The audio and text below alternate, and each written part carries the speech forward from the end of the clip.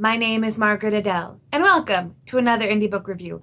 This one will probably be quick because this entire thing wasn't even 50 pages. So today, I am reviewing Pongs and Poems by Georgie Eliotwell. This is a collection of what the author has termed Pongs, aka a mix of poems and songs, and a couple regular poems. Now, admittedly, I was a little bit confused by the idea of what a pong would be, mostly because the idea that poetry shouldn't necessarily have a rhythm or rhymes and be mostly for the person that wrote it is a very modern concept. Traditionally, poems were rhythmic and were meant to be performed, so the idea of a poem that's kind of like a song kind of already exists, but the author did mention in the acknowledgments that these are poems that he originally sang to himself, basically as a way to almost memorize them when he was alone, like in his car. But in his own words, he's not the best singer, so he decided to write them down instead, and has the hope that someone else would pick up the pong and put music back to it. So it's basically like song lyrics that don't have a song, which again you could also argue is just another form of poetry, not necessarily a super new thing in the realm of this art form. But I was intrigued, and like I mentioned, it's not even 50 pages, so it's a nice quick read if you're looking for something a little bit lighter. Well, maybe not lighter. Some of the topics of these pongs especially can get very deep. There's talk about politics. There's references to overdose. So there's some darker stuff in there, but it is very rhythmic. It is very much something meant to be performed, which I actually prefer. I'm not the biggest fan of modern poetry because it gives me the feeling like I'm reading someone's diary and it feels weirdly invasive.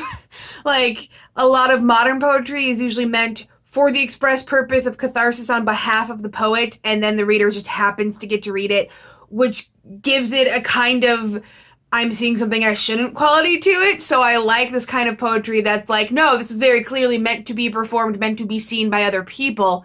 But in general, I like the rhythmic nature of it. And the rhyme scheme, I could kind of take or leave. Some of the rhymes were very basic. However, it's again that kind of thing where songs can kind of get away with having a little bit of a simpler rhyme scheme because it's being backed up with music, and maybe once put to music, the rhymes would have a little bit more of a hit. I also have to keep reminding myself that the poet is from the UK, therefore pronunciations of words are different. Therefore, when I would look at these, two words on a page, be like, those don't rhyme. No, those don't rhyme in my accent. So I had to keep reminding myself of that. But the poems were very deep. As for the poems, there were two actual, were always just written to be just in print poems. They were very absurd, very much started out fairly maybe real and then went to the extreme. The one that I liked the most was the one about, dad is a gorilla, which was funny because the idea of the word gorilla is actually griller in a heavy accent. It's about a dad that gets basically addicted to grilling and they had to have an intervention. I thought that was cute. The one at the end, it's a long poem. I think it's like the longest in the book. Wasn't that big a fan of, because it's literally just about a guy that's really good at farting. Like, that's his whole thing. Like, no other skills, no other attributes, just really good at farting.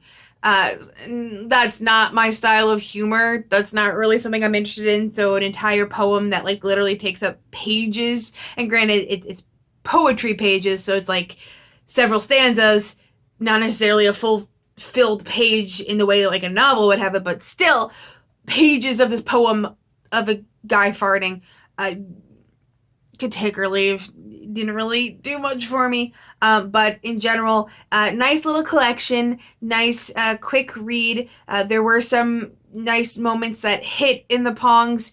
Poems were more cutesy than anything. At least I don't really think you were supposed to get a lot of deep meaning from the poems. I think all of the seriousness was saved for these, song lyric type works. But overall, I gave it 4 stars. Nice, cute way to spend... How long did I take to read this?